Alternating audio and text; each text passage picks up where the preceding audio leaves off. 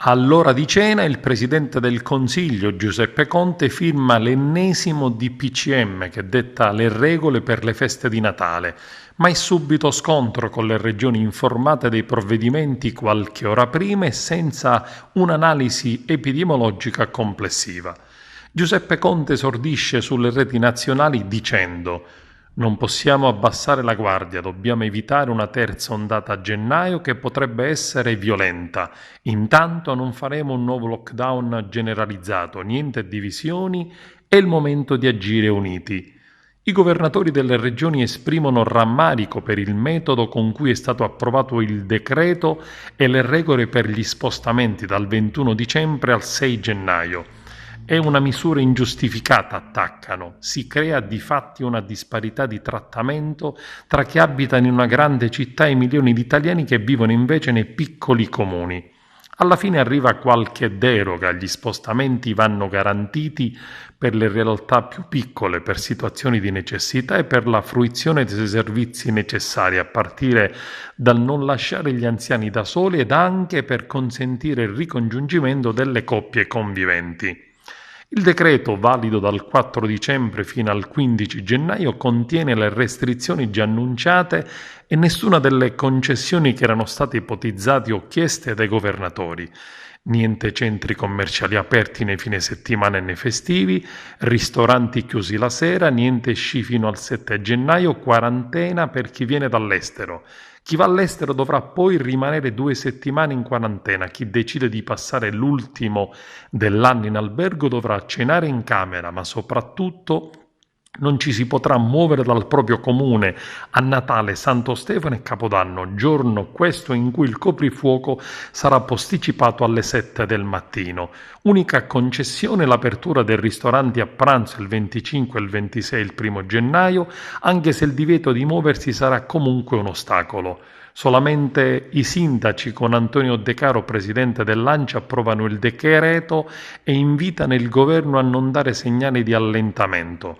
Sul ritorno a scuola dei ragazzi e delle superiori dopo le feste, il Premier non ha escluso la possibilità di turni pomeridiani, anche se la decisione sarà lasciata alle realtà territoriali. Dal 7 gennaio saranno in presenza al 75% e nel frattempo partirà un tavolo con i prefetti per affrontare il problema irrisolto da settembre, quello dei trasporti. Continueremo ad applicare il sistema che prevede le regioni colorate, gialle, arancioni e rosse.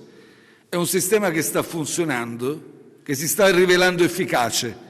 In particolare questo meccanismo ci sta permettendo di dosare i nostri interventi, adottando misure ben differenziate su base territoriale. Insomma, le misure che adottiamo sono adeguate e proporzionate al livello di rischio effettivo dei territori, senza inutili penalizzazioni. Nel giro di appena un mese abbiamo piegato la curva dei contagi, riportando l'RT sotto l'1. Attualmente l'RT corrisponde a 0,91. Insomma, stiamo evitando un lockdown generalizzato come quello di primavera, che sarebbe stato molto penalizzante per tutto il Paese, sia in termini economici che sociali.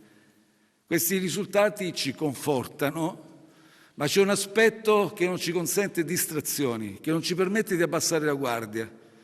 Sono in arrivo le festività natalizie. Se affrontassimo con le misure proprie delle aree gialle questo periodo, sarebbe pressoché inevitabile una nuova impennata della curva di contagio. È per questa ragione che siamo costretti a introdurre un piano di misure che prevedono ulteriori restrizioni. Le limitiamo al periodo dal 21 dicembre al 6 gennaio. La strada per uscire dalla pandemia, infatti, è ancora lunga. Dobbiamo scongiurare il rischio di una terza ondata che potrebbe arrivare già in gennaio, potrebbe essere non meno violenta della prima e della seconda. Vi riassumo le misure. Iniziamo dagli spostamenti. Dal 21 dicembre al 6 gennaio sono vietati tutti gli spostamenti da una regione all'altra, anche per raggiungere le seconde case. Attenzione, nei giorni 25 dicembre, Natale, Santo Stefano, 26 dicembre e 1 gennaio sono vietati anche gli spostamenti da un comune all'altro. Su tutto il territorio nazionale resta il divieto di spostarsi dalle 22 alle 5 del mattino. Per Capodanno però questo divieto sarà esteso dalle 22 della sera prima alle 7 del mattino del 1 gennaio. Ovviamente ci si potrà sempre spostare per esigenze lavorative, per motivi di salute e anche per casi di necessità.